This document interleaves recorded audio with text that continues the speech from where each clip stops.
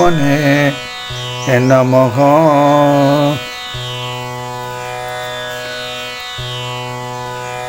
नर्मदायै नमः प्रातः, नर्मदायै नमः निशि।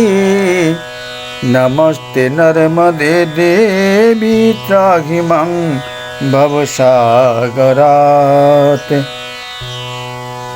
महर्षि पुलस्त कहते हैं, नर्मदा समासाथम नदी त्रैलोक्य विश्रुतम तर्पथित्वा पितॄन् देवान् अग्निष्टोम फलं लभेत। नर्मदा में पितृ पुरुषों का तर्पण एवं देवताओं की पूजा अर्चना करने से अग्निष्टोम यज्ञ का फल प्राप्त होता है। अग्निष्टोम यज्ञ काफी खर्चीला होता है।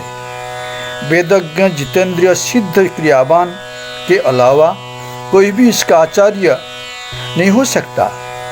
महर्षि वेदव्यास कह गए हैं कि जो फल अग्निष्टोम यज्ञ से होता है, वही फल नर्मदा के तट पर पूजा अर्चना से होता है।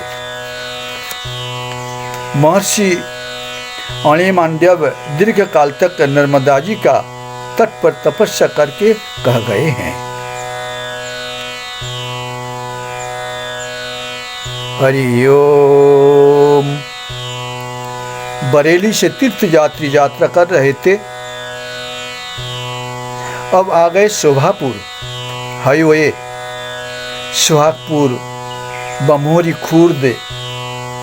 अब शाम को उनको बुधवाड़ा पहुंचना पड़ा। सूर्यास्त हो गए थे। एक भक्तों के घर उनको निवास करना था। बड़े प्यार से भक्तों ने उनको स्वीकारा। प्रभात होते ही इन लोगों ने बुधवाड़ा से यात्रा किया। यात्रा करते समय रास्ते के बाजू बड़े बड़े आम का बगीचा मिला। रास्ते के बाजू गेहूं पके हुए थे। आम की बगीचा में कोयल दिन में भी दोपहर में भी बड़ी सुरीली आवाज से बोल रहे थे। कोयल, उनकी आवाज इतनी मधुर, परिक्रमा मार्ग के ऊपर अपने को बहुत आनंद मिल रहा था। भगवान कन्हैया जब बंसी बजाते थे,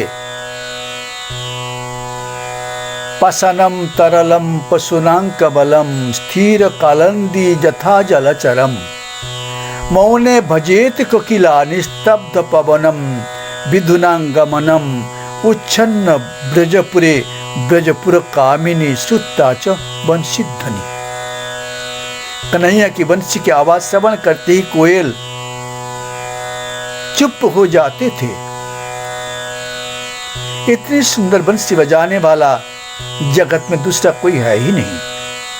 पासा पिघल जाते थे। पशुओं ने अपनी स्वभाव बदल के बंसी का आवाज सुनने के लिए तीर्ण मुंह में रख के ही स्थिर हो जाते थे। जमुना माई का जल स्थिर हो जाते थे। उनका जो तरंग बिल्कुल चुप। मौन भजेत को किला, मौन होकर कोयल बंसी की आवाज सुनते थे। पावन देवता भी स्थिर हो जाते थे और बंसी की आवाज सुनते ही वृंदावन में ब्रजगोपियों ने सूद बूद खोकर कन्हैया क्या बोल रहे हैं, आज कहां पर पहुंचना है, कहां पर उनसे मिलना है, बड़े प्यार से श्रवण करके अनुभव कर लेते थे।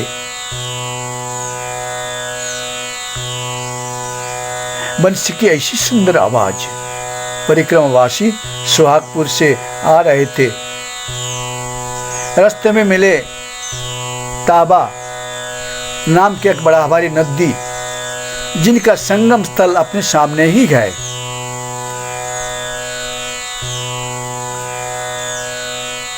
बड़ा भारी पुल है। पुल पार करके जब इस पार पहुंचे, रास्ते के आजू बाजू उन लोगों ने देखा कैसी धरती देवी का महिमा है। तरबूज, काकड़ी रास्ते के बाजू बाजू ढेर लगा हुआ है। बिकने के लिए किसानों ने बाजार पहुंचाने के लिए इंतजाम में लगे हैं और लेन देन चल रहे हैं। तरबूज यहाँ पर बहुत सस्ती है। तरबूज का मौसम है। ऋतु फल भगवान जी को भोग लगाओ और प्रसाद पाओ। शरीर ठंडा करने का ये तरीका है। तीर्थ यात्री आ रहे थे। चलते चलते एक भक्तों ने सेवा दिया। रास्ते के बाजू एक किसान का खेत, वहीं पर आके पहुंच गए। छैया में दोपहर का भोजन व्यवस्था वहीं पर करके तीर्थ यात्री का विश्राम करने का समय कहाँ है, आगे चलना है। आज होशंगाबाद तक अपने को पहुंचना है।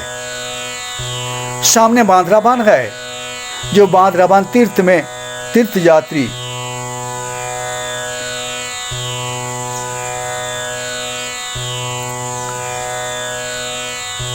संगम स्थल पर बहुत सारे आश्रम है, साधु संतों का निवास है। और इस इलाका के जो भूमि है, कटहल, आम, जामुन, नारियल, तरह तरह के फल किसानों ने लगा के बगीचा बना के रखा। और पास में होशंगाबाद शहर है, इटारसी शहर है, भोपाल शहर है और सामने बिल्कुल विंध्याचल पर्वतमाला है। माई नर्मदा जी का दक्षिण तट और उत्तर तट विंध्याचल पर्वत का दर्शन। और यहाँ पर सामने ही है ताबा नदी का संगम, नर्मदा जी के साथ ताबा नदी का संगम। शाम तक इनको पहुंचना है। होशंगाबाद में आज निवास करना है। होशंगाबाद का अभी नाम पड़ा नर्मदापुरम। सेठानी घाट, मां नर्मदा जी के पावन किनारे सबसे अच्छा घाट इनको ही कहा जाता है। दक्षिण तट पर सेठानी घाट। एक सेठानी रहती थी डोंगरवाड़ा नाम के गांव। ब्रिटिश गवर्नमेंट के समय ब्रिटिशों का राज भारतवर्ष के ऊपर चल रहा था। एक सेठानी थी, निसंतान थी। उनके पास बहुत सारा धन रखा हुआ था। धन क्या काम में लगाया जाए? अगर धन का सदुपयोग हो तो अपने को पुण्य मिलता है। पुण्य के प्रभाव से मानसिक प्रशांति तथा स्वर्ग सुख मिल जाता है। लेकिन जो भगवान के भक्त होते हैं वो स्वर्ग सुख नहीं पसंद करते हैं। उनको चाहिए भगवान जी की सेवा। बस वही सेठानी अपने धन को उपयोग में लेने के लिए होशंगाबाद में उसी समय जो कलेक्टर रहते थे उनको बुलाया।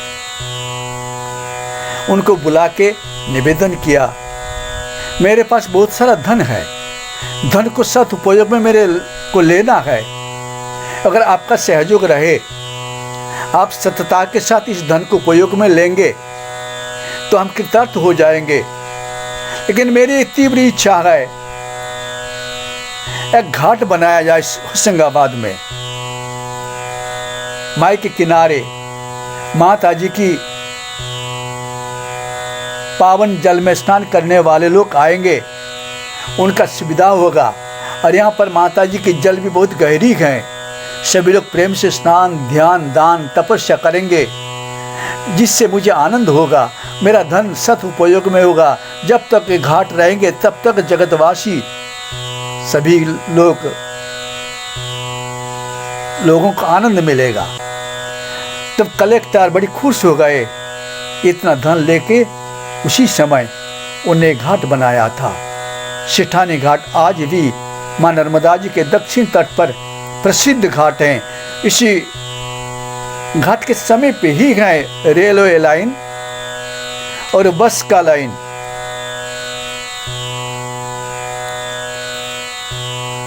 हरि ओम नर्मदा वै नमः प्रातः, नर्मदा वै नमः निशि, नमस्ते नर्मदे देवी त्राहि मां भवसागरात्।